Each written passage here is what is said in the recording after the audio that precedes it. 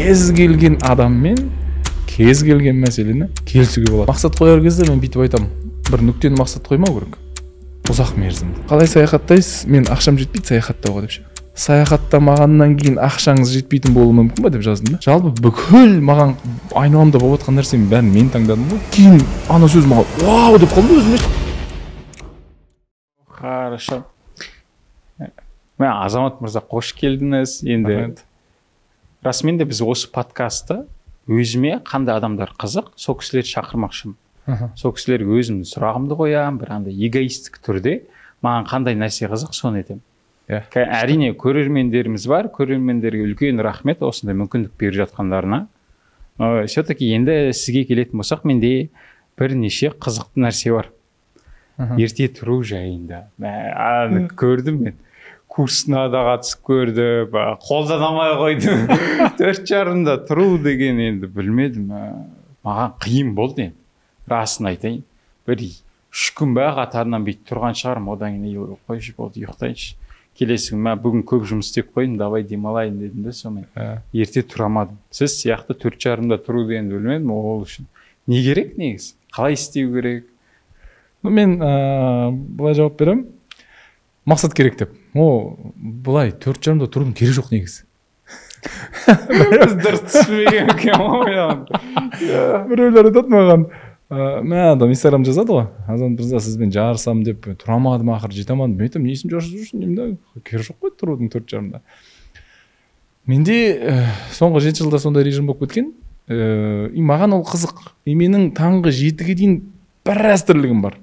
Оның ішінде оқу бар, жазу бар, өзімнің курсымды беремін, өзім курс оқимын сол уақытта. Таңғы 7-ге дейін мен біраз нәрсе үлгеруім керек. Таңғы 7-де менде күнде спорт. Ауысып тұрады, бірақ күнде спорт. Сол үшін мен 4:30-да. Бәріне 4:30-да тұрудың керегі жоқ. Сосын екінші бір фактор, мен бала-шағам оянбай тұрып, мен біраз нәрсе үлгеруім керек. Сол үшін мен 2 ұлым бар, олар қарамайды, сен папа дамып жатыр екен, папа кітап оқып отыр, мен тынышталайын деген әңгіме жоқ ол жақта. И сосын андай ғой, көрсеткіш жалпы ұйқыға қатысты. Бұл исламмен де солай, ұйқы несінде де солай. Күн оянғанша ояну керек, күн батқаннан ұйықтау керек болды. Осы қарапайым. Ол намазбен тура сәйкес келді. Қазір күн қанша 7 бір нәрсе шығады? 6:30-да тұрсаң идеальный. 6:30-да тұрсаң 4:30-да тұрудың керегі жоқ. Керегі жоқ. Одан ол жерде мынандай нәрсені байқадым. Курс барысында кешкісін тамақ жемеу керек деген ше. Бізде жұмыстан кейін келгеннен кейін енді келіндеріңіз тамақ істеп қояды. Оны тамағын жемесем білмеймін. Күн олай істеген еңбегін еш кетуі мүмкін. Енді оған да қарынды ашып тұр шынымен де. Оны жемеймін, ойбай мен қазір андай болып жатырмын, керемет болып жатырмын деп айтайын десең де жеткізе алмайсың да. Соны қалай істеу керек сіздерді? Кешкісін қалай? Одан сізде еще не бар еді? Сағат 3-тен кейін кофе ішпейсіз, тағы 1-2 заттар бар еді. Сағат 3-тен кейін 3-ге дейін бүкіл кофеин бәрі 3-ге дейін болу керек күндіз. Одан кейін болмау керек, себебі 8 сағат қанымызды айналады, ұйқыны бұзады. Ұйқының сапасын бұзады. Ұйықтай аласыз, бірақ сапасын жұмыс болады. Енді біз адам болғаннан кейін келісуге болады. Кез келген адаммен кез келген мәселені келісуге болады. И біз сөйлесіп шешеміз. Біз келіншегіммен айтамын, мен осындай, ол режимді білет менің. Қашан не жеп, не жемейтінін білет. Біздің үй солай. Бізде кешкі ас, вообще авторитет жоқ кешкі астың. Кешкі асы болмауы да мүмкін бізде. Сондықтан мен қайда жүрсем де 6-ға дейін кешкі ас мәселесін бітіріп тастаймын. Бүгін мысалы кешкі асым 4-те жедім. Болды, мен енді кешкі ас ішпеймін. Күшті дегенде енді білем, қаншалық күшті екен. Сен қонаққа барған кезде тамақ жемей қойса айтады сияқты. Жоқ, қонақ болады ғой. Бірақ аптасына қанша рет қонаққа барасыз? Бірақ көбірек бармайсыз. 1 рет, жарайды 2 рет. Ол кезде бұзылады менде режим. Ол нормально, ол кезде. Әдемі бір ет асылып тұрған кезде жемеу енді ол. Күнә десең, Күнә. Жеу керек. Солай кешкі ас қатты бір несі жоқ оның. Балай, қазір қарап отырмын да андай депрессия жайында. Мысалы, жүзуші бар ғой, Майкл Филпс бар, бірнеше рет олимпиададан алған, істеген, ол да бір белгілі бір мақсатына жеткеннен кейін депрессияға түскен. Одан кейін тағы да бірнеше шахматисттар да бар, спортшылар да бар, боксерлар. Әйтеуір бір мақсаттарын қояды, одан кейін жетеді, одан кейін сразу депрессияға түседі. сонда бүйтіп қарасаң енді бізде де қазір контент жасау барысында любой нәрсе барысында бәрібір бір эгоизммен жасаймыз да. Өйтіп мысалы қараңыздар, осы спортшылардан сұрасам да неге істеп жатсың десе айтады, барлығын спортқа шақыру үшін дейді да. Мен ойлайтын едім, бүйтіп айтпай ақ қойшы, возможно сен бір кішкентай кезде біреуден таяқ жеп қалдың ба, біреуден бір травма болып қалдың ба, содан кейін барып бәрін доказать ету үшін жасап отырсың деп.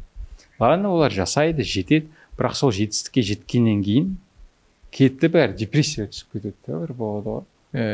Или біздегі саморазвитияның бір екінші жаман жағы да сол сияқты. Белгілі бір мақсатын қойып аласың, ол саған жетсем бір сұмдық болып кетемін дейсің, ол мақсатқа жете алмайсың. Или тіпті жеткен жағдайдың өзінде де біраз уақыттан кейін жетіп алдым, мен не істеймін деп тағы біраз отырасың, миыңды ашытасың. Бұл жерде қызық бір не бар, статистика бар. Шынымен мақсатқа жеткенде күйіп кетеді ғой. Күйіп кетеді дегенде арғылай мақсат жоқ. Бір әлем чемпионы, бір боксердің де бір әңгімесі бар. Осындай өзіне мақсат қойған жас кезінде пәленшені жеңуім керек деп. Кличконы, по-моему. Пәленшені жеңу керек деген болды. Ол бірақ әлі кішкентай. Сонымен өседі, бұл барады да жеңеді соны. Одан кейін ішіп кетеді. Айтады, менде мақсат қалған жоқ дейді. Бітті дейді. Өмірім миссиясы мені пәленшені жеңу еді дейді. Мен жеңіп тастадым дейді. Не істеймін дейді. Кейін соңғы моментте анау бүйтіп көлікпен ұшып барады, оны обрывтан секірейін деп жатқан кезде есін жияды. Тоқтайды, көлігін тура трассаның ортасына есігін ашады, жаяу кетіп қалады үйіне. Не болып кетті дейді.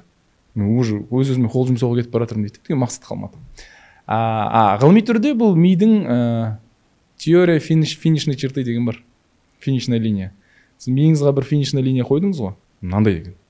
И сіз оған жеткен кезде галочка тың қойылды, ол тақырып жабылып қалады. Сосын ақырындап артқа кетесіз. Өте ақырындап байқалмайды ол.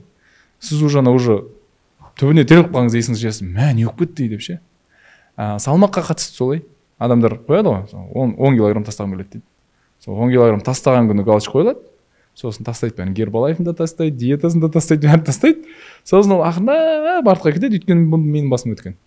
Артқа кетеді, қайтадан 10 килограммды алған кезде, немесе ағзаның гиперкомпенсациясымен 12 килограмм алып алған кезде, ол есін жетті, не болып кетті деп. Сосын Гербалайф отыр екен дейді.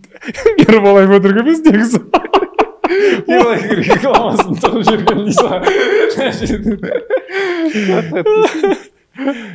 Мен таныстарым сөйтіп неткен ғой. Ағзада 90 күннен кейін липостат деген болады ғой. 90 күннен кейін ағза бұл мен үшін норма деп қабылдайды. Сен бір айда бір жетістікке жетіп, тастап кетсең, даже бұлшық ет дейікші. Мысалы, 3 ай күнде занимация еттің, жаз келе жатыр ғой. Көктем занимация ете көріп, жазда футбол кию үшін. Бұрын сондай еді менде. Сөйтіп шығарып аласың 3 ай. Соны жазда 2 айға шыдап береді ол. Одан кейін бәрі кетіп қалады. Өйткені ағза оны менікі деп қабылдаған жоқ әлі. Сен бір жағдайға келуің керек, тура сол жағдай 90 күн жүруің керек. Содан кейін ағза қабылдайды, бұл менің нормам дейді. Ескі кезде салмақта плюс-минус 3 килограмм ғана ойнайды. Плюс 10, плюс 20 деген жоқ. Плюс-минус 3 килограмм. И сондықтан мақсат қояр кезде мен бүйтіп айтамын, бір нүктені мақсат қоймау керек. Ұзақ мерзімді. Жақында бір коучтың әңгімесін естіп, қалай сәйкес келіп қалды дейді. Мен ешкімнен оқыған жоқпын. 90 жасыма дейін мақсат қою керек деген оқыған жоқпын. Бірақ менде сондай бір идея туды. Менің жеке мақсатым былай. Мен қазір аптасына 3 күн через день фитнесқа барамын, уже соңғы 4 жыл. Аптасына 3 күн через день жүгірем, соңғы 6-7 жыл болды. Арасын үзіледі әрине. Жазда бір саяхат кеткенде үзіледі. Онда мынандай робот емес, үзіліп кетеді. 1-2 ай үзіліп кетуі мүмкін. Осындай менде мақсат бар. И менің мақсатым, білмеймін, супермарафон жүгіру, рекорд қою емес. Менің мақсатым 90 жасқа дейін жүгіру болды. 90 жасымда да кем дегенде аптасына 2 рет жүгіріп жүргім келеді. 90 жасымда да аптасына кем дегенде 2 рет фитнес залда жүргім келеді. Бұл мен таңғы ритуалдарым бірі. Ондай болмаса процеспен ғана ләззат алып жүре беру керек. Процеспен ләззат алу маңызды. Бұны барлық бизнесмендер айтады. Бұл Құранда да бар. Процестен ләззат алу деген алынбаған, бірақ Құранда көбінесе процесс кетереді сені. Намаз оқы, дұға ет, тәфәккүр ет, сондай процесс. Дұға етті күт деген сөз жоқ та. Дұға ет, біз саған жауап беремін, мен саған жауап беремін дейді. Болды. Дұға ет.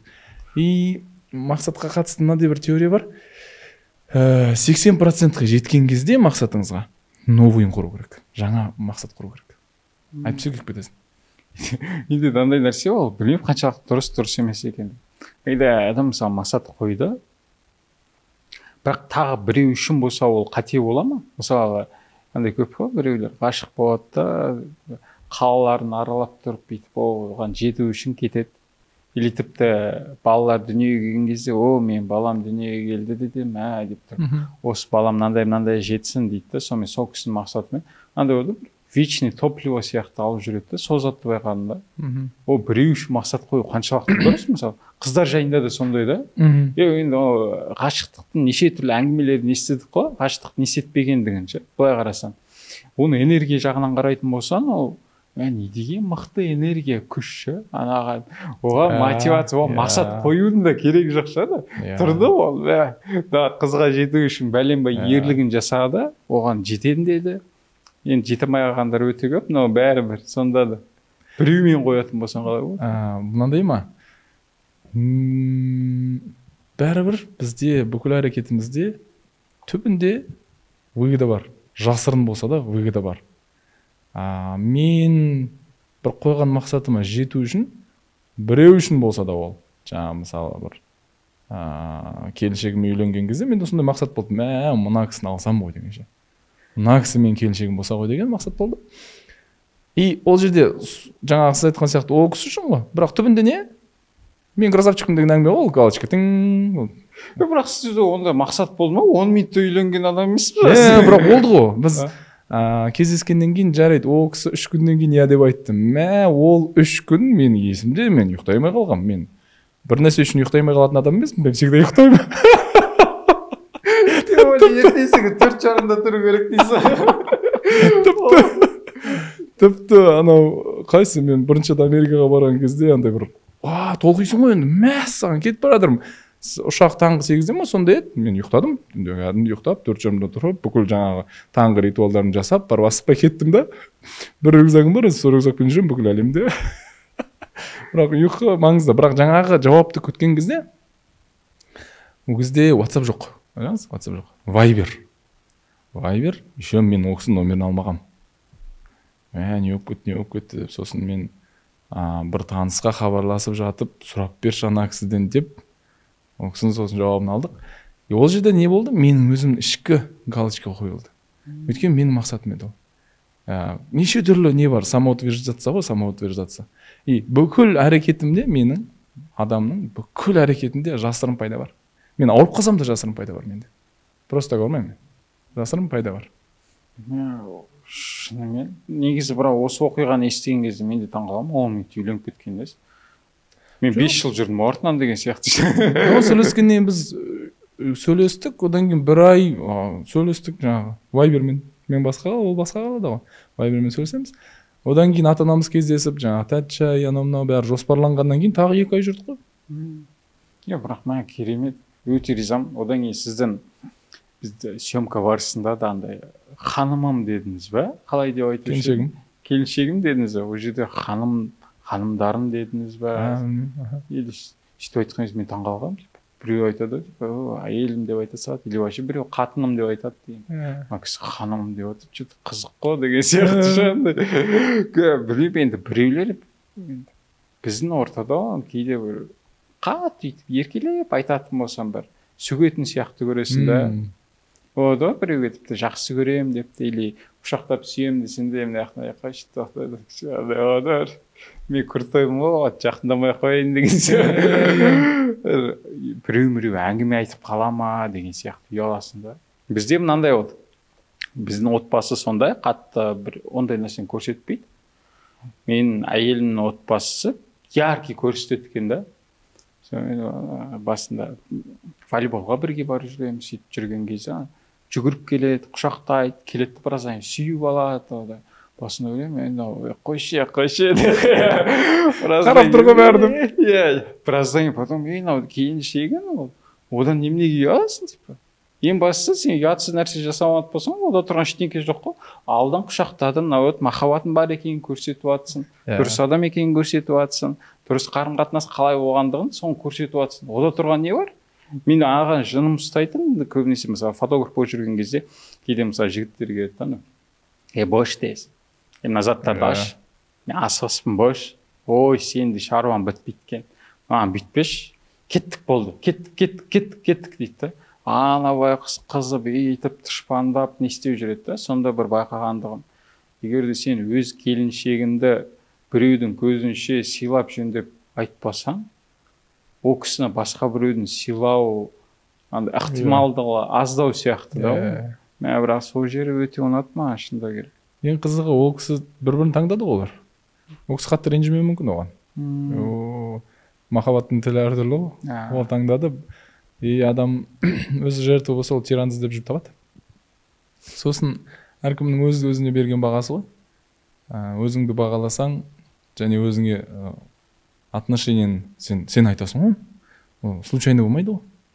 Жалпы бүкіл маған айналамда болып жатқан нәрсенің бәрін мен таңдадым ғой. Маған ұнамаса да кезінде мен жасаған, қабылдаған шешімдердің нәтижесі ғой. Қазір оның жертвасы болмай өзгертуге болады да. Бір кісі жазды маған жақында Инстаграмда, сіздің курсыңызды алғым келеді, бірақ қаражат рұқсат етпейді деп. Мен просто бір сұрақ сұрадым да. Сіздің қаражатты сіз басқарасыз ба, ол сізді басқара ма деп ше. Ана кісі айтты, қатты айттыңыз ғой, мынау маған қатты өтті. Оказывается, қаражат мені басқарып жүр екен дейді. Бүкіл мені қоршаған ортаны бәрі мен басқарамын. Басқара алмай жатсам, мойындау керек та, мен мына мәселені түсінбей жатырмын. Бұл қалай деп іздеу керек. Қайғырудың керегі жоқ. Мен неге сондаймын деп. Дәл өз. Қаражат жайында бірақ алғаш квартира шығатын кезде андай өз мобилизация болып жатты ғой. Алғашқы деген сөз маған бол ғой. Аларилста. Өтір қойды ұмытпаңыз. Алғашқы өтір. Азамат мырза, біз түсіргенбіз ғой сондықтан. Бізде текстте қате көп кетеді оны мойындаймыз. Бірақ өте тиімді рилс болды ғой. 4000 адаммен 2 миллионнан асып кетті ғой просмотр. Маған таныстарым звондап кетті ғой. Не деді олар? Ол видеоға қатысты ма? Иә, видеоға қатысты. Сосын ағалар бар. Мен қатты құрметтейтін бір ағам бар. Астанада мықты қызметте атқарады. Сол кісі звондады, мен Америкада жүргенде ғой. Азеке, анау рилсіңіз әйтеуір ойдағыдай ма? Сіз айтып жатсыз ба ананы деп ше. Аға өзі өтір не кетіп қалған деймін да. Түсініксіз жағдай болып қалған. Бірақ өте выгодно болды. Өте выгодно болды. Иә. Хейтерларға да рахмет, бәріне рахмет. Жөндейтін, түзететін адамдарға да рахмет. Рахмет. Ол түзететін адамдар, хейтерлар кез келген нәрсені болашақта сен жасап қоймаш үшін тағы бір көрсетеді. Мынандай нәрсе істеп қойма деген сияқты. Иә, оған қатысты өте рахмет. Сосын ол жерде халық екіге бөлінді. Пәленбай мың комментарий болды астында. Мен басында оқып жауап беріп жатқан бәріне. Ол жерде қате болып қалған, мен бірақ келіншегім бар деп жауап беріп жатырмын. Біраз уақытта үлгермедім, өйткені таңертең оянасың, 1000 хат тұрады да саған комментарийда. Қойшы дедім, екіге бөлінді халық. Біреулер хейтерлар, біреулер сол хейтерларға жауап беретіндер. Өздері мықтылар жеңіп жатты. Мені жақсы көретіндер жеңіп жатты, содан кейін процесске араласқан жоқпын мүлдем. Алғашқы әйелім деп бастап бердің сол. Менің алғашқы келіншегіммен кездескен кезде деген алғашқы деп ана жерде кідіріс бар. Күшті. Бірақ расымен де. Если жаңағы мысалы рұқсат беру жайында да менде алғашқы дегенге қайттан оралайық. Алғашқы квартираға көшетін кезде. Мен ақшам жетпей жатыр демедім. Қымбат қой деп айтқан ба.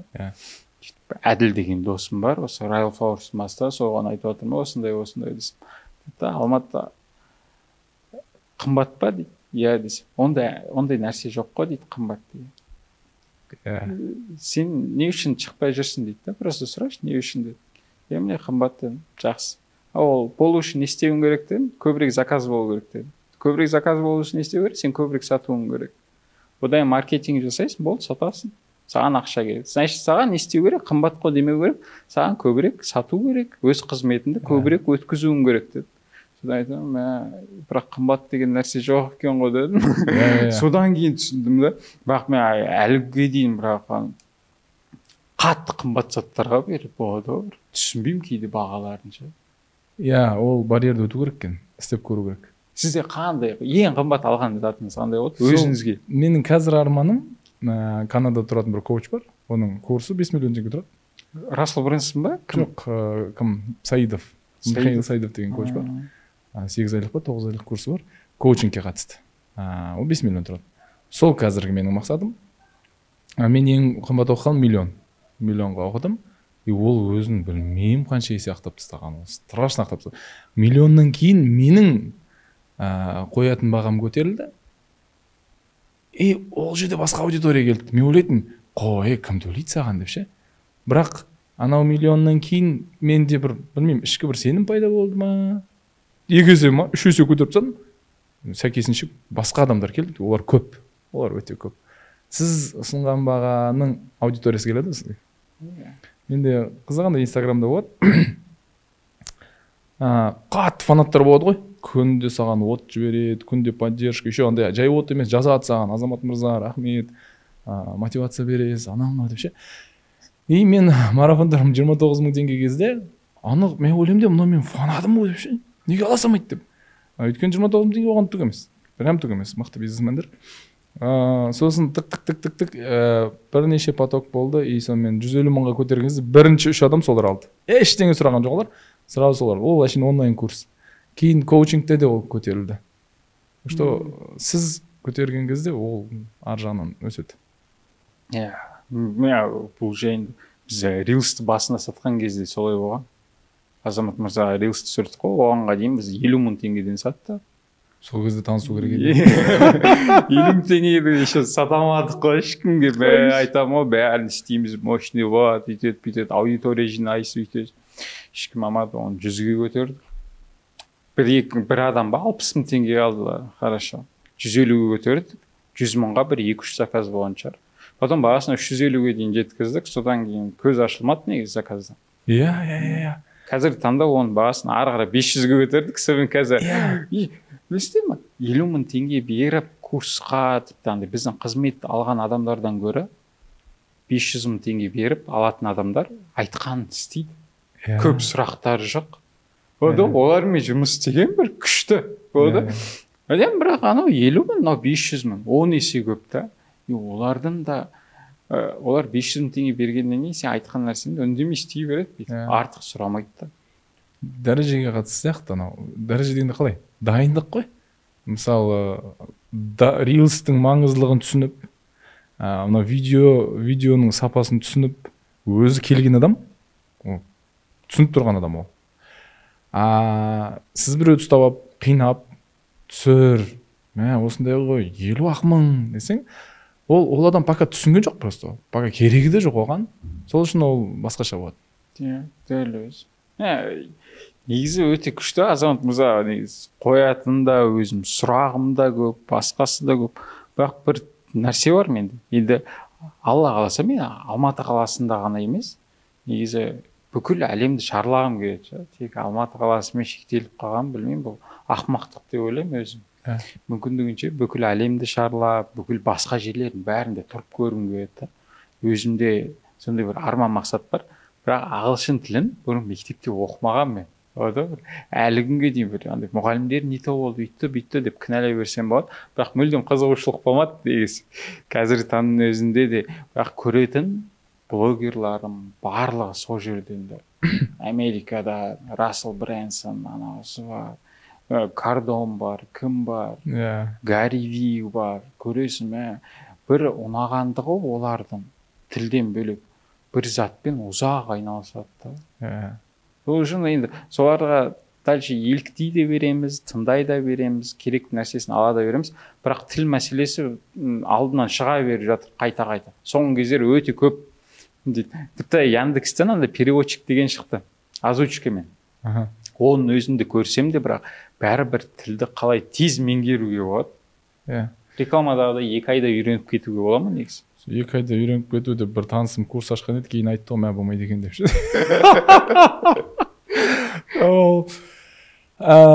Тілге қатысты мына нәрсені түсіну керек. Қазақтар біледі ағылшын тілін.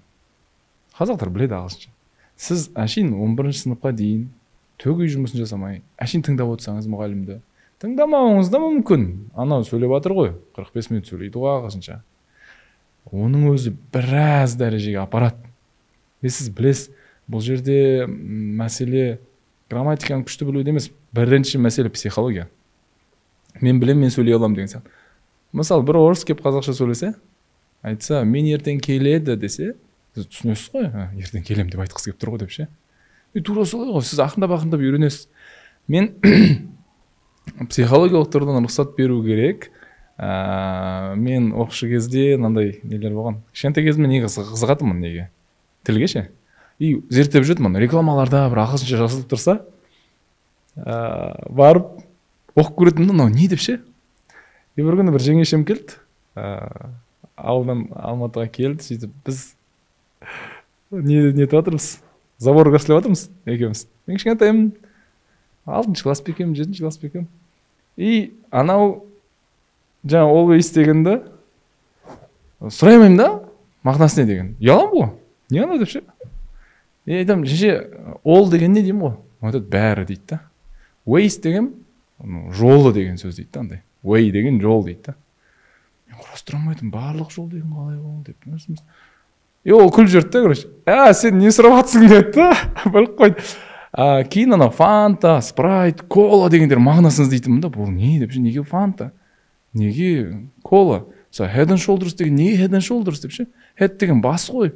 Shoulders деген иық қой, как-то иық или не бір нәрсе. Іздеп жүрдім да, перхотқа қандай қатысы бар деп ше.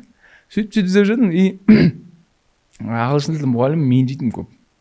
Енді 90-шы жылдары жүзде бір қатты бір ағылшынша күтпеу керек шығар. Немісше болды бізде мектепте да. Құдай сақтап мен ағылшынша группаға кіріп кеттім да. Немісше группаға кіріп кетсем. Немісше группада оқыған бір досым бар. Кейін 7-ші сыныпта ағылшыншаға өтті да ол. Яндай деп оқитын да бәріне. Немісше қалай жазылады солай оқисың ғой бәрін. Яна бірінші сабақта қызық болған. Сабақта келді анау. Mother, father деп жазып жатыр. Анау Mother and Pother дейді да. Бәріміз күлгенбіз. Әлі күнге дейін Mother and Pother дейміз шоған. Енді мен мұғаліммен барып сұрадым. Hour деген сөз бар ғой, сағат. Сағат, hour деген. Мен оқыдым. Мынау сағат екен ғой, тыңдадым бір жерден. Hour деді. Hour ғой дедім да. Сабаққа бардым. Ағылшын тілі сабағы жатыр. Мен кино көруден басқа уақыттарда сұрайсың. Ағылшын тілі кино көретін қой сабақта. Сосын бардым да, ағай дедім, мынау hour ма дедім да. Басымнан бір өтті. Hour деді да. Содан кейін біраз уақытқа дейін мен оны hour деп жүрдім. Одан кейін қашан мен оған жеттім. Нақты керек болған кезде. Кішкентай кезімнен бастап қызығатын едім, бірақ меңгере алмадым. Қанша рет курсқа бардым. Меңгере алмадым. Бір-екі айдан кейін тастап кетесің, бір-екі айдан тастап кетесің. Грамматикаға тығып жүре береді ғой, грамматикадан басыңды ала алмай қаласың ғой. Қиын болғанда мен ашу. Содан кейін қашан мен 2 айдан кейін, немесе 2 ай, 3 ай ма болды. Европаға кетем, билет алынды, докторантураға кетіп барадырмын. Мен бала шағам бар. Европаға барғанда мен тіл білмей қиналып жүрсем, мен бала шағам не болады? Осы маған 2 ай жеткілікті болды. 2 айда жай сөйлейтін болдым. Докторантура түскілік дейсің. Жоқ, мен қазір ғылыми жолмен жүрмейтін болсаң мүлдем. Кеше ғана бір кісімен сөйлестім, айтады да, Европаға барып магистратура оқығым келеді дейді да. Сосын не үшін деймін ғой? Қыдырып қайту деген бір арманым бар, Европа көріп қайту. Мен сен магистратура оқымасаң қыдырмайсың ба не десем? Негізі жақсы ақша табатын кісі. Мә, шынымен дейді да. Бар да, қыдырып қайтсайшы деймін да. 1 ай жат. Онлайн жұмыс істеуге болады оның қызметімен. Онлайн жұмыс істе, 2 ай жат. Көр, үйрен десем. Шынымен ғой дейді да. Мен не үшін магистратура оқығым келіп жатыр? Европада оқу оңай емес қой. И оны қиынап, оны травма болып қайтып келудің. Мынандай сияқты кейбір қайтып келетін адамдар да білмеймін, ол жақтың ритміне шыдай алмаған адамдар да сияқты біраз. Енді кейбіреулері топырақты иіскеп, қайтадан қазақ елін, қазақ жерін сағынып келеді.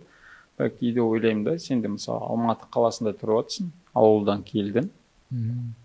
Сен қайтадан ауылға барып тұрғың келмей қалады да, сен мына жерде бәрі жақсы болып жататын болса. Мысалы таңда қарайсың ғой көбісін. Бізде қазір бір қайтсам ба, керемет кезеңші. Инстаграм бар, нем бар, даже әке-шешемізден сұраймыз ғой. Сіздер егерде артқа оралсаңыздар, не істейтін едіңіздер десе, бәленбай үй апсайтын едік, бүйтіп сайтын едік, сөйтіп сайтын едік деп айтады. Қазірде Инстаграм тура сондай кеші. Алда Инстаграм жүргізді, сразу көтер, социальный сетіне бір түріңді барлық жерге көрсетіп салсам, біраз уақыттан сразу сол деңгейге жетіп кетесің. Бірақ бастамаймыз ғой, асықпайсың ғой, или андай ойланасың, жатасың, оны үйтсем мынандай болады, ол былай болады, оның жұмысы қиын, қазір оның сөзі болады, оның жанындағылар қолдай ма, оны біреуден барып сұрай бастайсың, мен мынаны бастайын деп жатыр едім, мынау дұрыс па дейсіз, сіз жоқ дейсіз, сонымен болды, жарайды, жоқ болса жоқ, кетті. Түйсікке қатысты сияқты, түйсікке қатысты жоқ деп айту оңай ғой. Мен бір ай бұрын ба бір кісімен сөйлескем, мынандай қазір high school деген мықты ғой, жекеменшік мектеп ашу ше, 9-дан 11-ге дейін деген сияқты, бұтыға дайындау жақсы ақша бар. Соны бір кісіден сұраймын, сондай бірнеше high school бар кісі, осы мықты ма, выгодны ма деймін, табыс жақсы ма десем, қиын дейді да. Қиын, жұмысы көп екен, ана деді. Бірақ ана кісінің өмір салтына қарасаң, үйі бар, бірнеше көлігі бар, жаңа дейді. Қиын, ол жаман болған үшін қиын деп айтып жатқан жоқ, шынымен қиыншылықтарды көрген үшін қиын деп жатырмыз да. Бірақ табыс бар ғой, болды, таңдау жасауға болады да. Бірінші базовый нәрсені шешіп алса, одан кейін бүйтіп мықты нәрсені жасауға болатын сияқты. Егер де не ішемін, не жеймін, қай жақта тұрамын деген нәрсені шешпейінше, ол мықты нәрсені ойлауды біртүрлі. Еркін адам ойлай алады ғой. Еркін адам жаңа нәрсе ойлап та болады ғой. Давлениемен жүрген қиын. Еркін адам дегенде де, еркін адам ол бірақ соғы мен Алматыда қалып қалмаймын деген. Мен де тек қана Алматымен бүйтіп тұрып қалғым келмейді болады ғой бір. Еркін адам деген ақшалай қандай шектеу бар? Менде мысалы қазір ұшып кетсеңіз, визасыз мемлекет қана, Түркия мысалы, Түркия дейік. Бір ай сол жақта жатсаңыз, жоспар құрсаңыз, жұмыстарыңыз онлайн бітірсеңіз, қандай қиыншылық бар? Сізде точно билетке ақшаңыз жетеді. Бір ай өмір сүруге точно ақшаңыз жетеді. Түркиядан бір үй жалдап алып, пәтер жалдап алып бір бөлме. Не істейсіз? Жоқ, мысалға да мен курсымда көмекші ханым бар еді. Ол кісі Түркияға просто ұшып кетті да, 3 ай өмір сүріп қайтты. Виза анау 90 күн ғана рұқсат қой. Әйтпесе одан да не қалатын еді. Сабағының бәрін онлайн береді, несін береді. Жақсы өмір сүріп қайтып келді. Бұйырсын менде де бір нәрсе ұстап тұрған шығар, енді бұйырса шығармыз. Одан сіздің кітап жайында. Кітап сен, Сен болды. Не үшін сен аты? Қалай басталып жатыр, кітап қалай болып жатыр, не?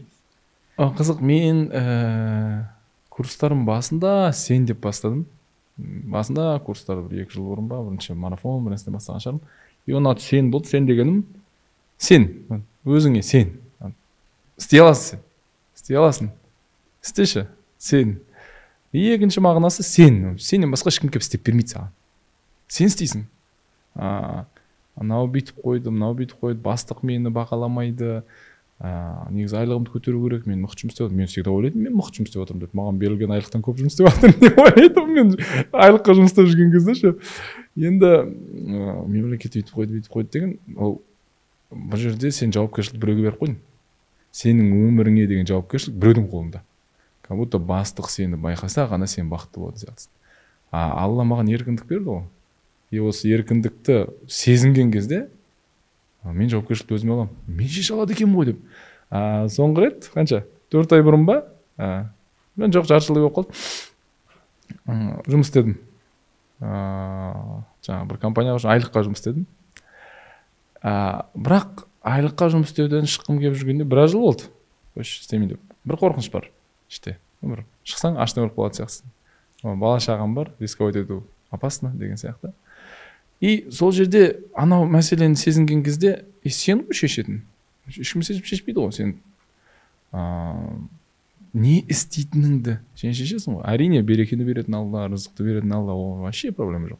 Бірақ шешім қабылдай аласың ғой сен.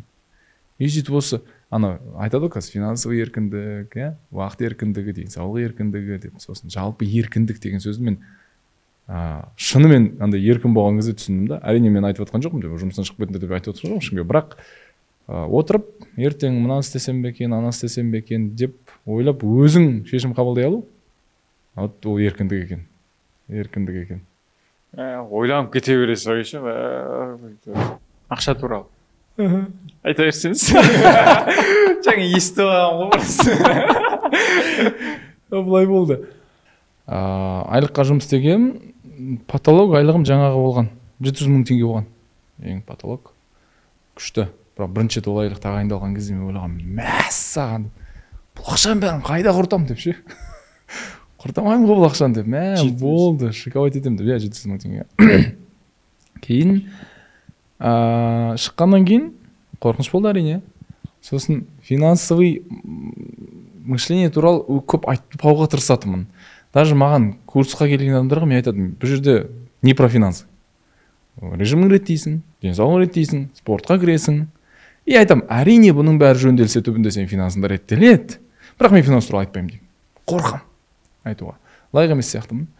Содан кейін коучингте де менен адамдар сұрайды, не бересің деп. Мен айтам, ақша жоқ. Мен саған ақша туралы айтпаймын. Мен саған бәрін режимді реттеймін. Сен онсыз да бизнесменсің. Ақшаны в принципе мынаның бәрі реттелсе тауып аласың деген сияқты. Сөйтіп, бірақ осы соңғы 3 айға мақсат қойғам.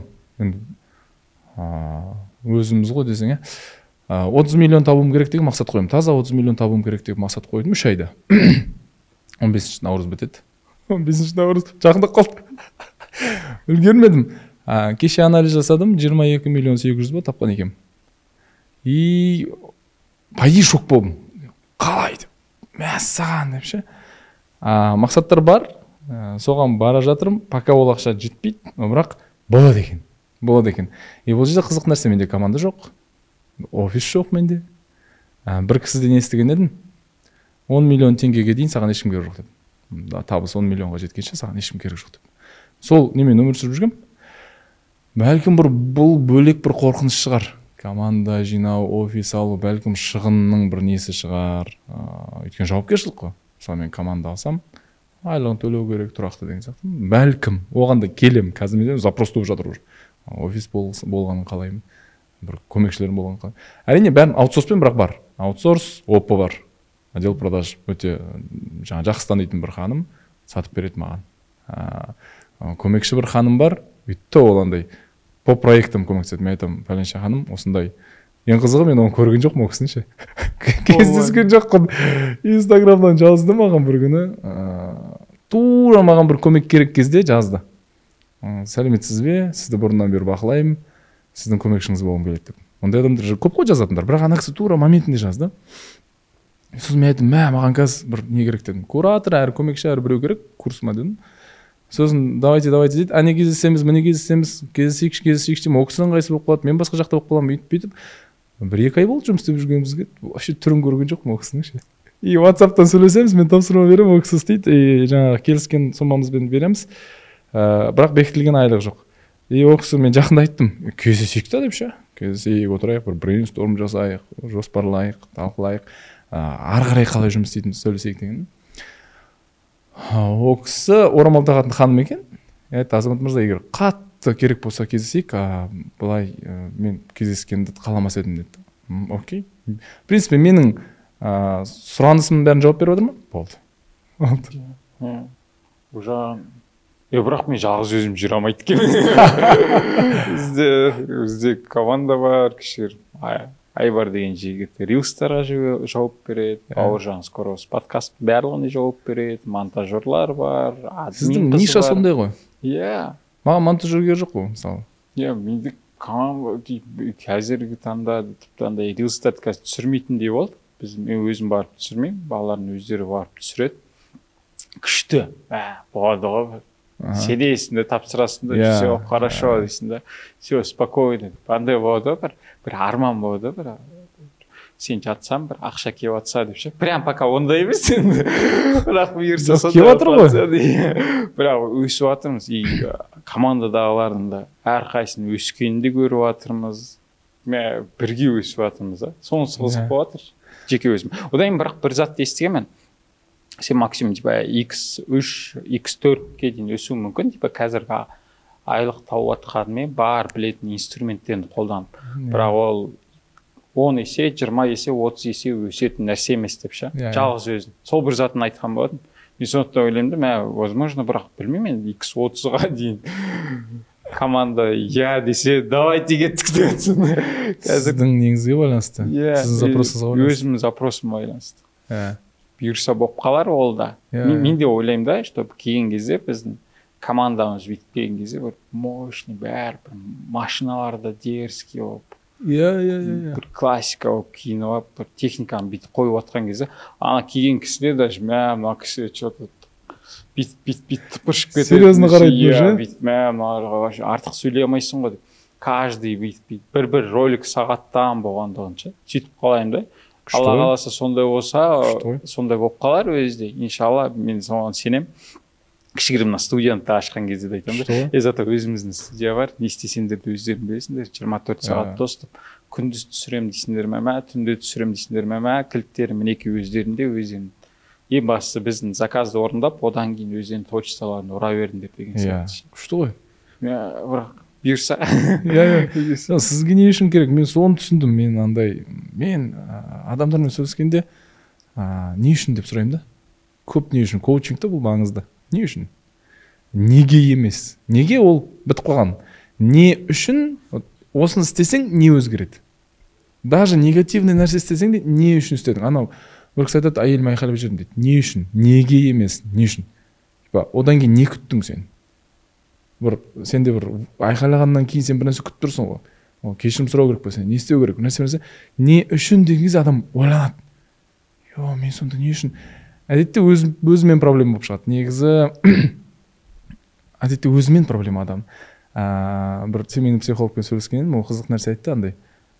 Келетін адамдар, сен өзіңмен ішіңде проблемаң болса, саған жан-жақта ешкіммен басың піспейді.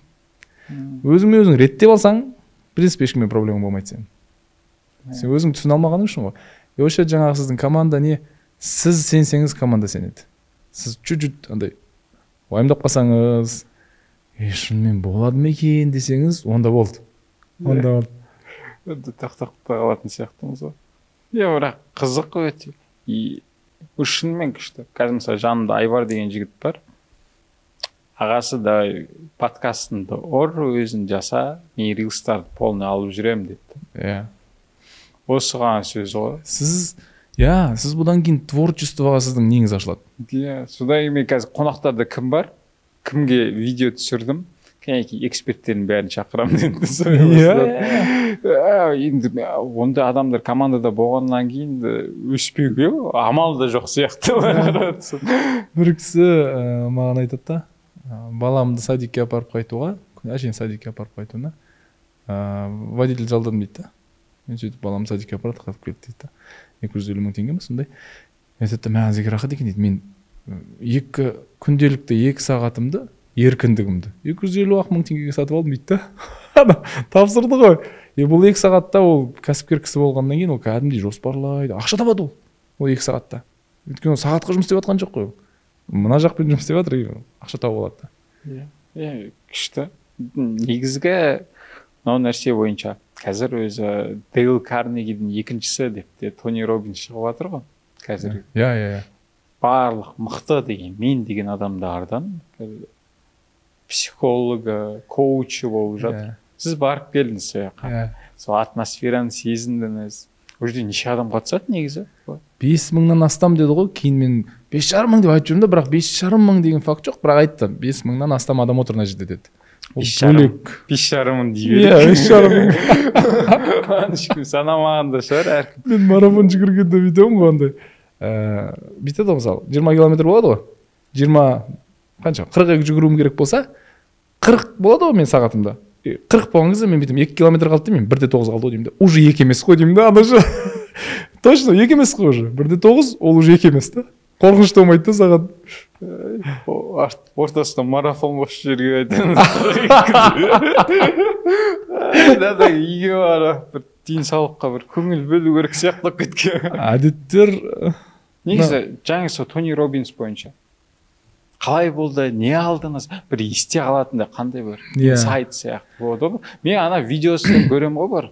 анау мынау дейді, бір нәрсе ағаш жоғалады да, давай бәрі шулайды жынды сияқты, дейді, көресің де ана жаққа барғың келіп тұрады. одан кейін Рассел Брэнсон бар, тоже ол да өте мощный. Мен Рассел Брэнсонды көп танымайтынмын, енді былай көресің анда-санда, бірақ мықты жігіт екен, мықты жігіт, өте қарапайым, енді ана бас мықты.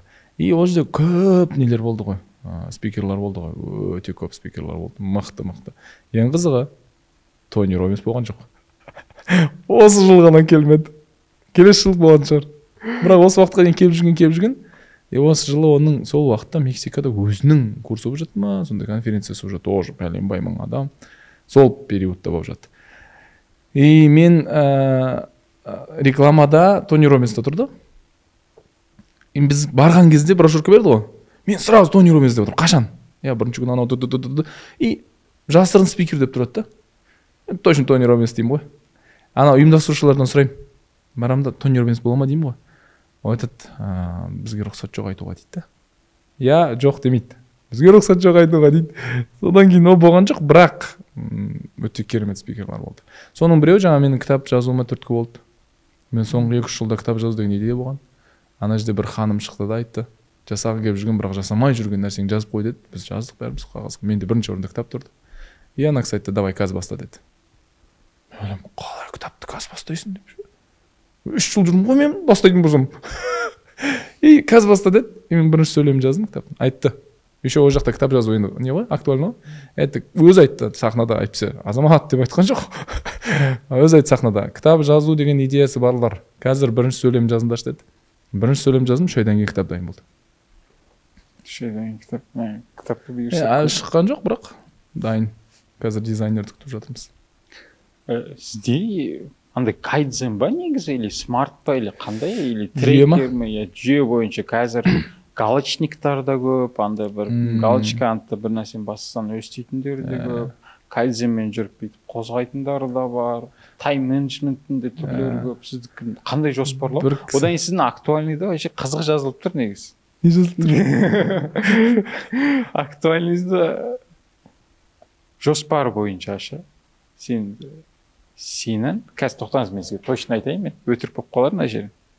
Сенің жоспарың болмаса, сен біреудің жоспарымен жүрсің деген сөз ба, или? Жоқ, сіз жоспарға жетуге орындалатын мақсат қою эксперті дегенше. Орындалатын мақсат қою эксперті. Орындалмайтын мақсаттарды қою.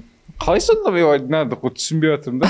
Бұл кісі қалай қойып жатыр? Орындалатын мақсат эксперті. Бір нелер бар ғой, мысалы, смарт жоспарлау жүйесінде де бір нелер бар ғой. Минимум болу керек. Уақыт болу керек, дедлайн болу керек, сан болу керек, ол реалистичный болу керек. Сосын саған андай сені оятатын бір нәрсе болу керек ол.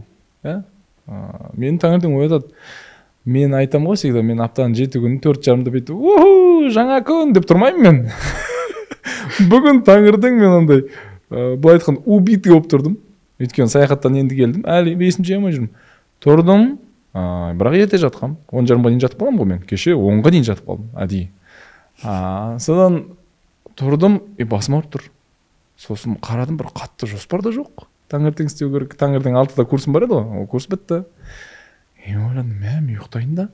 7-де спорт, тренировка бар тренермен. 6:30-да тұрсам нормально. 4:30, 2 сағат. Нормально дедім да. Бірақ мына нәрсені білем да, жарты сағат ұйықтап алу, немесе 5 минуттағы ұйықтап алу деген ешқашан мәселені шешпеген. Ешқашан 99,9 5 минут ұйықтап алу деген, сенің бүйтіп ұйқыңды қанып бүйтіп, вау, дұрыс болды мына 5 минут деген адамды көрген жоқпын. Әдетте ол 5 минут жарты сағатқа ауысып кетеді. Соны сен ұйықтап қалған боласың, бір жаққа кешігіп атқан боласың, таңертең бір 40-мен басталады, таң, одан кейін күнің де сондай болады. Содан кейін мен биттім, мен әдетте өзім көндіретін 7 минут деген бар, 7 минут заңдылығы бар. Мен 7 минут жарық жерде жарыққа қарап отырам. Мен сотка, сол жерде әйтеуір сотканың пайдасы бар. Бірақ бір байқау керек нәрсе, ақпарат көп алмау керек соткадан ше. Таңертең, өйткені миыңыз тұнық кезде, ана жерде біреу бір қолайсыз ақпарат жазып жүрсе, немесе негативный бір ақпаратты оқып қойсаңыз, ол сіздің күніңіздің бәрін бүйтіп грузить етіп жібереді да. Сондықтан мен 7 минут жарық жерде соткаға қарап инстаграм менен сұрақ сұрағандарға жауап беріп 7 минуттан кейін әлі басым ауырып тұрса барып ұйықтаймын, бірақ ондай болған жоқ ешқашан. То есть мен 7 минут отырдым ба, бітті, басың ауырғанды қояды, ұйқың да қанған болып шығады, бәрі кетіп қалады. 7 минут. 7 минут. Иә. Оны бір екі рет болып тұрады андай, тұрмай қояйыншы бүгін деген. Бірақ тұрады. И андай через боль емес, андай өзіңді қинап, дисциплина, давай, желкелеп, далаға шығар өзіңді деген әңгіме жоқ. Просто байқаймын. Менде болған бір рет. Қоямын мақсат. Ерте тұрам дедім. Ерте тұрғанмен қоса еще контрастный душ қосам ғой ағанша. Ең үлкен қателіктердің бірі болған шығар. Бір апта тұрдым мен. Суық суға да үйрендім. Одан кейін 8-ші күннен бастап тұрғаннан кейін ана душқа да қарағым келмейді. Ой, да жылы жерің жақсы екен деп. Ал орындалатын мақсат бойынша ше? Жаңағыда шарттар бар. И маған бір кісі айтқан еді, бүйтіп сторис қойып қойыпты. Жазу ғылымдарының докторы деп ше. Мәселе жазуда сияқты. Мен нететінім. Біз соткаға жазу емес ол, компьютерға жазу емес ол қағазға қаламмен жазу. Мен мақсаттарым бәрін қағазға қаламмен жазам. И ол орындалады. Сіз дұрыс жоспар құрып, сол жолға, сол бағытта қадам жасаған кезде Алла берекесін береді. И пайғамбарымыз хадисі бар ғой, дұғаның екі түрі бар, біреуі қаули, біреуі фиғли, біреуі сөзбен, біреуі әрекетпен. Екеуі біріксе, қабыл болу ықтималы көбейеді. И мен сөзбен дұған, мен онда кемшілік жоқ, өйткені мен таңертең міндетті түрде отырам, сырласам мен Алламен ше, отырам, айтам. Проблемамды айтам мен. Аллахым деймін, потому что 4:30-да ешкім жоқ. 4:30-да сені тірі жан мазаламайды. Әдетте ана сторис салған кезде біреулер жазады, мен енді жатып жатырмын деп ше, мен сіз қайырлы таң деп жатсыз да ше. Онда бар көп. Бірақ ешкім мазаламайды. Асығыс жоқ. Мен отырам, сырласам, айтам, мынандай мақсатым бар Аллахым деймін, мынандай нем бар. Осыны бере көр маған. Проблем болса айтам, мына кісіден білмеймін. Қиыншылық көрдім. Деген сияқты. Бір күшті фундамент болған, менде атам айтқан андай, то есть исламда біреуге жаманшылық тілей алмайсың ғой. Хотя тілеуге рұқсат жоқ деген әңгіме жоқ. То есть бірақ сүннет сондай. Жаманшылық, максимум жаманшылық, Аллахым мына кісіні саған тапсырдым. Болды. То есть мынаны бір бәле қылып басына кірпіш түссін деген әңгіме жоқ. Мына кісіні саған тапсырдым. Мынаның зиян тиді маған. Деген сияқты шүкір, маған ешкім зиян жоқ, негатив жоқ ешкіммен. Бір тренингке қатысқам мен, ана айтады да, сені ренжіткен немесе сенің жының ұстап жүрген бір кісінің атын айқайлап, короче, сезіміңдерді айт дейді. Мен іздедім, жоқ менде ондай. Ондай жоқ, біреуде жоқ екен шынымен. Сол моментте мен сырласам, нетем, и мен отырып жазам. Қағазымда дәптерім бар. Бәрі маған блокнот подарит етеді. Бәрі. Ана мекемелер бар, мектептер шақырады, универ шақырады. Бәрі маған блокнот подарит етеді. Өйткені біледі, мен жазатынымды да. Мен үшін Инстаграм қоямын всегда. Жаздым, бүгін жаздым деп. И мақсаттарымды жазам. Мынандай нәрсе. Кейбір кезде күнде жазам. Таңертең күнделік жазған кезде мен күнделігімді жазам. Кеше күн не болған жазам да. Ағылшынша жауап жазам, бірнеше тілде жазсаңыз күшті. Еще мен 2016-17 жылғы блокнотымды оқып көрдім, күлдім мен. Өйткені қате ағылшынша мен айтам, қалай жазғансың мынаны деймін да. Но бірақ сол кезде қате деп жазбай қойған болсам, қазір қатесіз жазып. Қазір де білмеймін, может 2 жылдан кейін болғанда күлетін шығармын мен. Бірақ мен тексеріп жатқан ешкім жоқ қой. Отырып жазам, кешегі күн жазам, міндетті түрде сол жазып отқан кезде андай сезіммен жаза беремін да, андай бір шектеу жоқ. И міндетті түрде соңғы 2-3 сөйлем бүгінгі мақсатым болып кетеді. И мен ол жерде бүгін там пәленшемен кездесем, біз келісімге келеміз да, ол маған 3 миллион теңге береді деп жазам. И сондай, енді всегда емес, бірақ орындалады. Мынау жазған кезде мен миымның басқа нейрондар жұмыс істейді. Бізде 70 мың ой бар ғой күнде, ой әшейін. И сен тағы бір ой ойлайсың, мына бүйту керек деген. Миың айтады, бұл фантазер, и так-то 70 мың ой бар бұның күнде. Тағы бір ой дейді да, ол кетіп қалады. Жазған кезде миым ойлайды, мына маңызды дейді да, мынау бөлек қой, мынау что-то жазды ғой бұны. Қандай ой, 70 мың ой.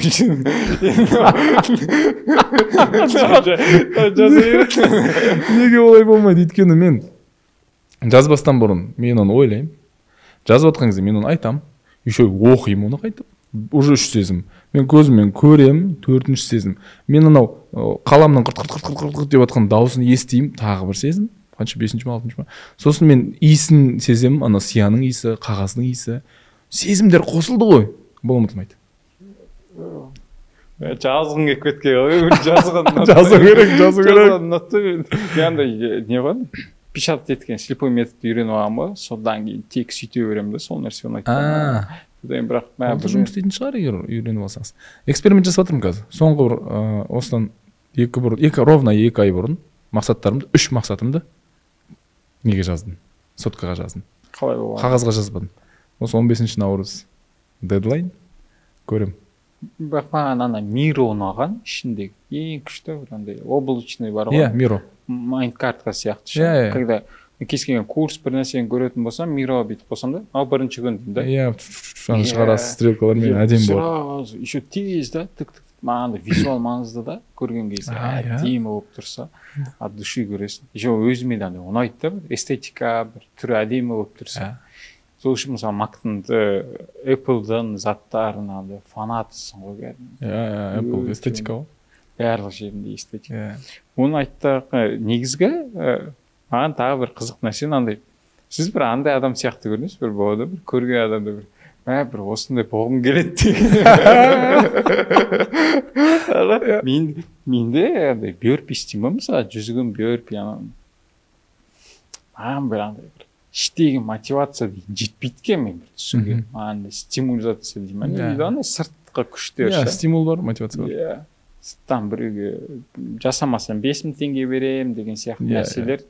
Бёрпиді сонымен қосып қойдым. Бір жағынан жақсы өзім білемін, соны істеймін. Рахат, ешкімге 5000 теңге бермедім. Жақсы дейміз де дальше кетеміз. Бірақ білмеймін, іштегі мотивация жетпепті маған. Алтапта теориясы бар. Алтапта өзіңізді жалпы мен қинап ештеңе істемеймін, өзім жақсы көремін, қатты жақсы көремін өзімді. Қинап жатқан сияқтымын ба? Сағат 4:30-да тұратын адамдар өзін жақсы көремін деген қалай болады? Өйткені анау процесс маған ләззат береді. Процесс маған ләззат береді.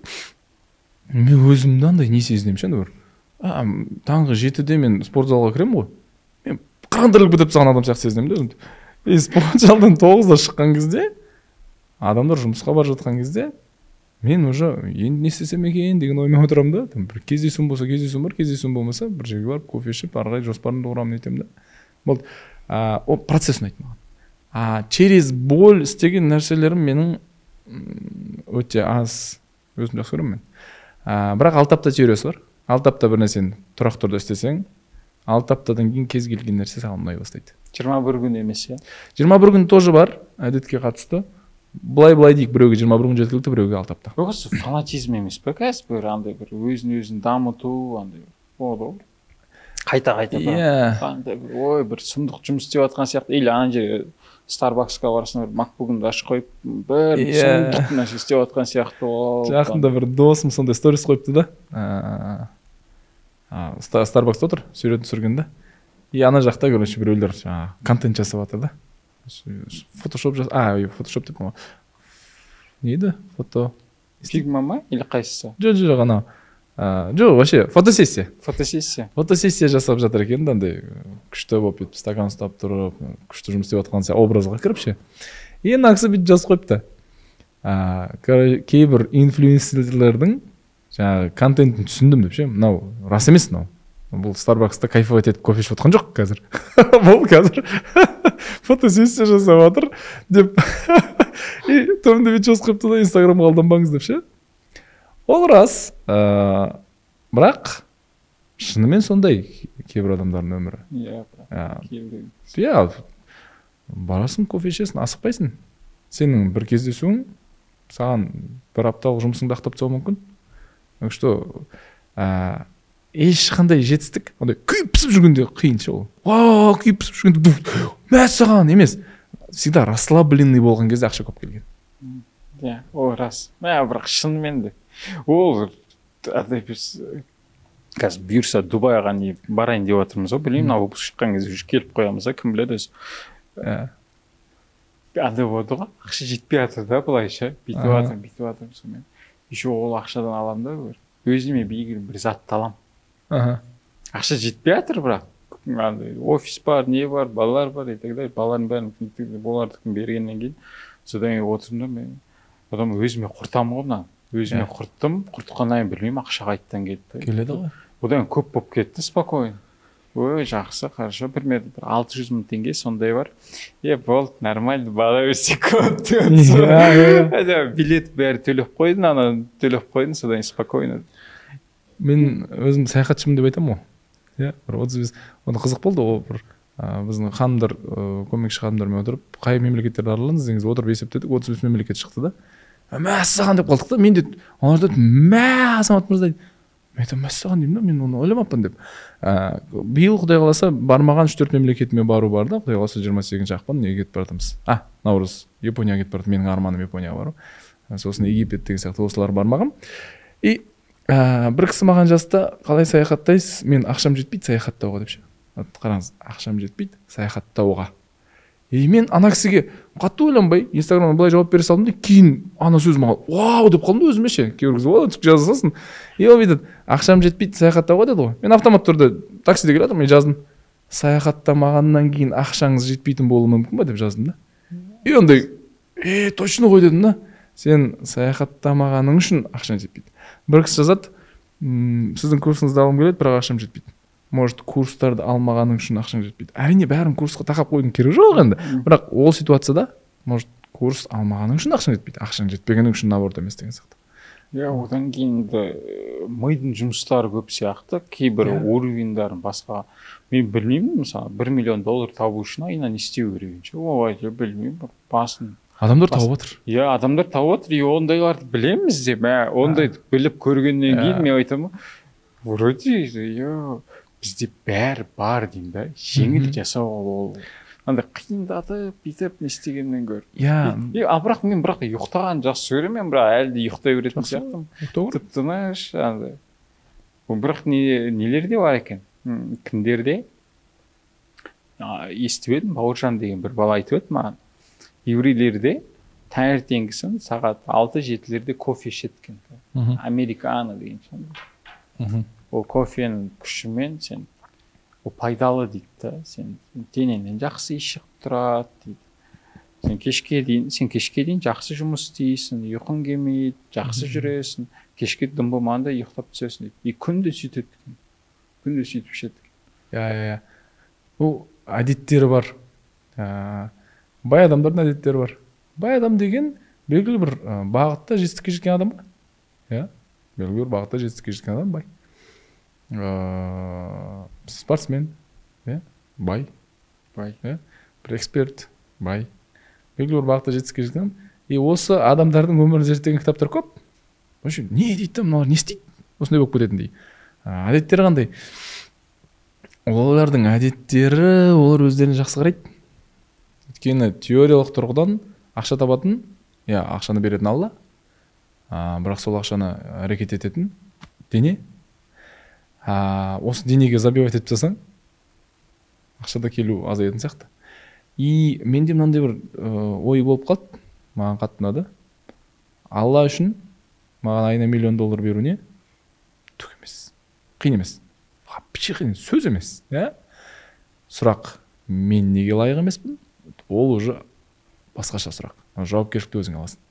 Мен неге лайық емеспін, немесе мен неге дайын емеспін? Алла біледі ғой не үшін маған әзірше ол ақша келмеу керек екенін. Не үшін мен лайық емеспін, не үшін мен дайын емеспін.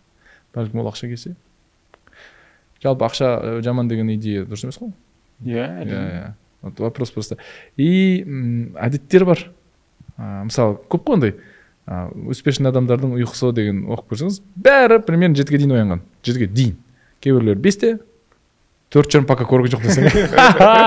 Кім біреу бар екен 4 деп оянады. Ана атақты, страшно, Форбста жүрген кісі бар екен. Олардың әдеттері бар. Өздеріне жақсы қарайды. Исламнан қарайтын болсақ, мынау дене маған аманат. Ертең Алла сұрайды менен, денеңді не істедің деп. Мен бір нәрсе бүлдірген болсам, мен жауап берем оған кәдімгі. И бұны сіз жаңа табыс жағынан қарасаңыз да, ислам жағынан қарасаңыз да, окей, болды онда. Конечно, эгоизм или не дейді, басқаша болып кетудің керегі жоқ, айнаға қарап бүйтіп. Бар ғой Құранда. Жақсылықтың бәрі Алладан, жамандық өзіңнен деген. Şimdi өзіміз жасап алдық қой. Тіс мәселесінде өзіміз жасап алдық. денсаулық мәселесінде өзіміз жасап алдық. Дұрыс ұйықтамадық, дұрыс спортпен айналыспадық, дұрыс тамақ жемедік и нәтижесінде осындай. Негізі өзіңізді Азамат мырза, мынандай сұрақ. 5 жылдан кейін қалай көресіз? Қай жердесіз? Не істеп жатсыз? Қандай кәсіп істеп? Білмеймін, бұл андай қанша дұрыс сұрақ, бұрыс сұрақ, мақсат, арман айтуға бола ма, болмай ма? Болады, өзіңіздікі қалай 5 жыл? Нақты жоспарларым бар. 10 жылға құрған, 2 жыл бұрын құрғанмын. Қандай үй болатыны, бөлмелеріне дейін ойша аралап шықтым. Менде бұрын Мега Тауэрс деген не болады, бір жабылмай қалған гештальт. Өйткені студент кезде Мега Тауэрста әшейін арендаға тұруға ақшам жетпей қалған. Алам деген, бірақ енді қазір өзгерді. Қазір АФД Плазадан үй алым келеді. И сондай бөлмелері ұлдарыма, 2 ұлым бар мен қазір. Сосын қыздарым болады деп жоспарлап отырмын десең. Құдай біледі. Ұлдардың бөлмесін визуально білем қалай. Менің бөлмем визуально білем қалай. Мен өте жиі ол үйге барып тұрам. Ойша, таңертең барам. Кухнясы қандай екенін білем. Түстерін білем. Қандай балалардың төсектері қандай. Қыздың бөлмесі қандай екенін білем. Сондай ойша нелерім бар. Көліктерім бар. Армандаған BMW ғой, жасырын ештеңе жоқ, вообще өте ашық сөйлесіп отырмыз ғой. Мен BMW-ның ауруымын, ауру деймін ба? Фанатымын дейші, фанат. Кемшіліктермен бірге жақсы көрем. И мен X6-ым бар, келіншегімде RAV4 бар, жаңа. И мен X6-ны салоннан алып, үйге барған кезін визуализировать етем. Бала шағам артында, келіншегім қасында, салоннан шықтық, Аль-Фарабимен бардық, анау неден бензин құйдық, полный бак, өткен салоннан машина шыққанда бензин болмайды ішінде. Қызыл жанып тұрады, сонымен полный бак бензин құйдық, қайтып келдік үйге, паркингке кірдім менің паркингте. Сіз ерім бүйткесіз. Бұны жазуды ойласаңшы. Мен паркингке кірдім, парковаться еттім, келіншегім RAV4 тұр, менің ортада BMW мотоциклім тұр. И ана жерге мен X6-ны артпен кіргізем. И келіншегім айтам, сендер үйге бара беріңдер деймін. Олар үйге кіреді, и мен отырып жылаймын. Қазір салфеткам бар, мен ана шүкір етіп жылаймын. Деген сияқты енді. Сондай бір армандар бар. Белгілі бір мөлшерде табыс бар. Иншаллах, бар жатырмыз. Иншаллах. Бұйырса сол табыстарыңызға жетіңіз. Рахмет. Қонақ келгеніңізге. Арманды үйтіп жазудай бір еңбек сияқты. Ұзақ уақыт алады. Өте ұзақ уақыт алады. Хотя бы қиындатпай, просто визуализировать етіп көру керек. Рахмет үлкен. Қонақ болып келгеніңізге. Сіздерге рахмет, шақырғандарыңызға рахмет. Бір уақыт келіп, өстіп әңгіме айтып тұрсаңыздар болады. Бізде сценарий ештеңке жоқ қой. Мынау жақсы екен, еркін. Себебі бас жағанда кішігірім бүйтіп андай болады, разгон аласың. Одан кейін өз кете береді. Ең бастысы осылай емін-еркін әңгіме айтып отырсақ болды. Оқырмандарға ұнайды деген ойдамыз. Ұнап жатса айтыңыздар, ұнамай жатса сөге беріңіздер.